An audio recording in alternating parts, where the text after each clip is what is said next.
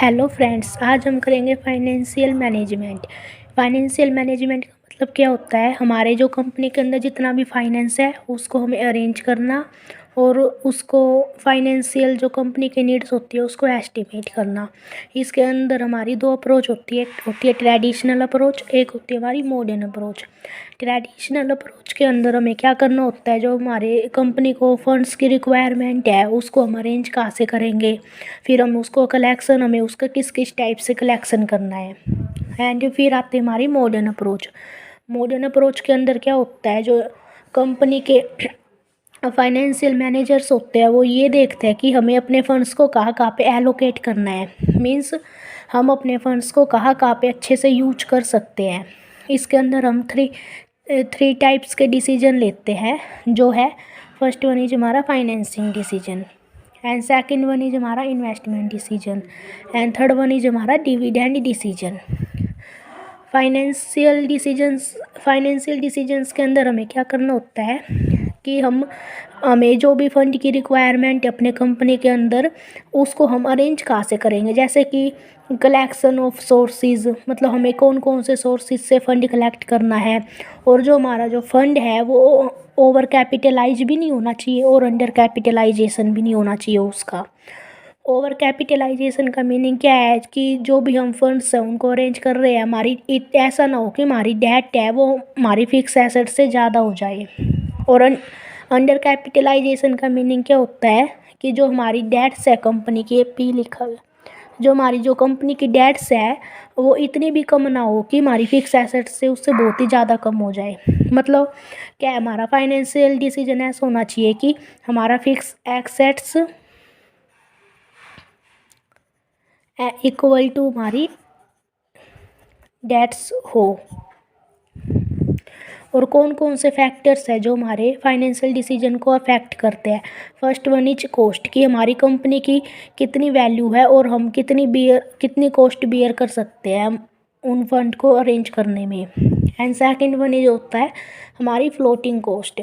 इसके अंदर क्या होता है, जैसे कि हमें शेयर को इशू करने में कितना एक्सपेंस आएगा और उसके शेयर इशू करने से पहले हमें प्रोस्पेक्टस बनाने पड़ते हैं, उसके अंदर कितना एक्सपेंस आएगा, और हमारी ब्रोकर की कॉस्ट कितनी आएगी, अंडर राइटर्स की फ़ीस कितनी होएगी। ये सब एक्सपेंसेस होते हैं हमारे फ्लोटिंग कॉस्ट के अंदर। थर्ड वन फैक्टर क्या होता है, रिस्क, कि हम जिस भी सोर्स से फाइनेंस को अरेंज कर रहे हैं वो हमारे लिए कितना रिस्की है और कितना नहीं है। और फिर हमारा सेकंड डिसीजन क्या आता है, इन्वेस्टमेंट डिसीजंस। ये हमारे टू टाइप के डिसीजन होते हैं, एक तो होता है long term decision and second one is short term decisions. Long term decisions के अंदर हम क्या करते हैं, जो हमें लंबे समय के लिए फंड्स की रिक्वायरमेंट होती है उसके अंदर उनको हम लॉन्ग टर्म डिसीजंस में डालते हैं। लॉन्ग टर्म डिसीजंस के हमारे बेनिफिट क्या क्या होते हैं, जो long term decisions finance manager लेता है उसको वो अच्छे से इवैल्यूएट करता है अपनी कैपिटल बजटिंग की टेक्निक्स के। कैपिटल बजटिंग की जो टेक्निक्स होती है उसको हम यूज करते हैं कि हमें कौन सा प्रोजेक्ट लेना चाहिए, कौन से प्रोजेक्ट के अंदर इन्वेस्ट करना चाहिए और कौन से में नहीं करना चाहिए। कैपिटल बजटिंग की टेक्निक से हमें क्या क्या पता चल जाता है कि उस प्रोजेक्ट के अंदर हमें कितना इंटरेस्ट है, कि हमें कितना इंटरेस्ट बियर करना पड़ेगा या फिर हमें कितना इंटरेस्ट मिलेगा। और रिस्क भी हमें फाइंड आउट ईज़िली कर लेते हैं कैपिटल बजटिंग की टेक्निक्स को यूज करके, कि अगर हम उस पर्टिकुलर प्रोजेक्ट में पैसा लगाएंगे तो उसके अंदर हमें कितना रिस्क है और उसके फ्यूचर टाइम वैल्यू मनी क्या होएगी। फिर हमारे नेक्स्ट आता है शॉर्ट टर्म मैनेजमेंट। इसके अंदर क्या है, जो फाइनेंशियल मैनेजर होता है वो वर्किंग कैपिटल मैनेजमेंट है उसकी तरफ ज़्यादा ध्यान देता है। फिर हमारा नेक्स्ट आता है डिविडेंड एंड डिस्ट्रीब्यूशन डिसीजन। इसके अंदर क्या होता है, ये फाइनेंशियल मैनेजर को इसके अंदर शेयर होल्डर्स को कितने पैसे देने हैं, मतलब कितने परसेंट डिविडेंड डिस्ट्रीब्यूट करना, ये डिसीजंस लेने होते हैं। और एक हमारी इम्पोर्टेंट टर्म है operating profit, like EBIT, earning before interest and tax. इसके अंदर क्या होता है, जैसे जो भी हमारी कंपनी की अर्निंग है वो इंटरेस्ट और टैक्स पे करने से पहले कितनी थी। जैसे EBIT है, ये हमारी 1 लाख है इसके अंदर। फिर हमें उसके अंदर इंटरेस्ट पे कर देंगे 10,000 का, तो हमारी अर्निंग बिफोर टैक्स हमारी 90,000 आ जाएगी।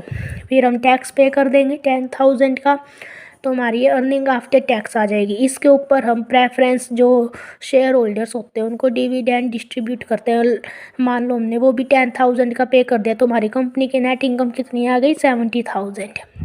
ये हम नेट इनकम तो नहीं बोल सकते, इसके अंदर से हमें इक्विटी शेयर होल्डर्स को भी डिविडेंड वगैरह डिस्ट्रीब्यूट करना होता है। एक फिर मीनिंग ऑफ फाइनेंशियल मैनेजमेंट, इसके अंदर वही होता है कि हमारे बिजनेस को फाइनेंस की कितनी नीड है उसको हम एस्टिमेट करते हैं, फिर उन फंड्स को अरेंज करते हैं, फिर उन फंड्स को कहाँ पे यूटिलाइज करना है वो हमें डिसाइड करना होता है।